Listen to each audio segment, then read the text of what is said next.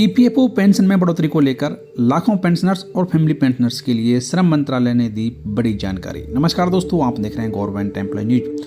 दोस्तों, ईपीएस 95 के तहत पेंशन प्राप्त करने वाले पेंशनर्स और फैमिली पेंशनर्स लंबे समय से न्यूनतम पेंशन में बढ़ोतरी का इंतजार कर रहे हैं।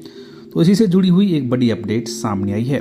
केंद्रीय श्रम एवं रोजगार राज्य मंत्री शोभा करंदलाजे ने कहा है कि ईपीएस 95 पेंशन योजना के तहत सभी लाभ नियोक्ता और केंद्र सरकार के अंशदान से जमा राशि से दिए जाते हैं।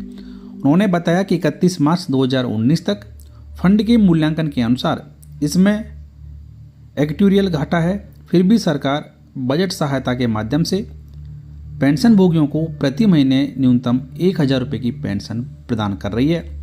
लोकसभा में ईपीएस 95 के तहत न्यूनतम पेंशन बढ़ाने की सरकार की योजना के संबंध में पूछे गए एक सवाल के लिखित जवाब में करंदलाजे ने कहा कि ईपीएस 1995 एक निश्चित अंशदान निश्चित लाभ सामाजिक सुरक्षा योजना है, जिसमें नियोक्ता के वेतन का 8.3% अंशदान, केंद्र सरकार द्वारा 15,000 रुपये प्रति माह तक की मजदूरी पर 1.16% का बजट सहायता से अंशदान। योजना के तहत सभी लाभ इन्हीं संचयों से दिए जाते हैं।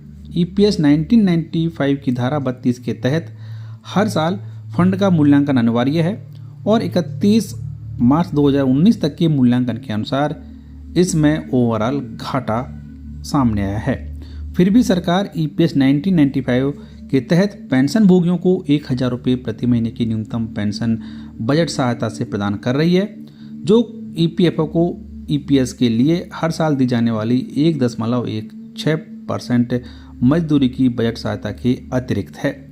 उन्होंने आगे कहा कि भारत सरकार ईपीएस 95 योजना के तहत श्रमिकों को अधिकतम लाभ सुनिश्चित करने के लिए प्रतिबद्ध है, जिसमें संबंधित फंड की सेहत और उस पर भविष्य की देनदारियों को उचित रूप से ध्यान में रखा जाता है। पिछले महीने ऑल पेंशनर्स रिटायर्ड पर्सनर्स एसोसिएशन के प्रतिनिधियों ने ईपीएस 95 पेंशन को 9,000 रुपये प्रति महीने करने की मांग की थी।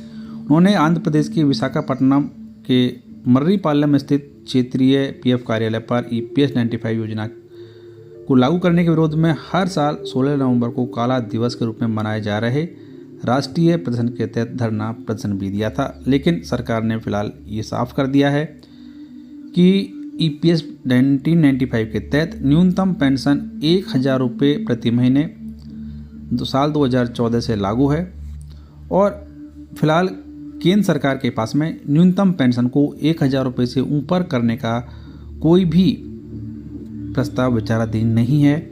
यानी कि फिलहाल जो पेंशन 1000 रुपये प्रति महीने मिल रही है वो आगे भी इसी तरीके से मिलती रहेगी, क्योंकि पेंशनर्स काफ़ी लंबे समय से ये मांग कर रहे थे कि उनकी न्यूनतम पेंशन को बढ़ाकर 7,500 रुपये या फिर 9,000 रुपये किया जाए।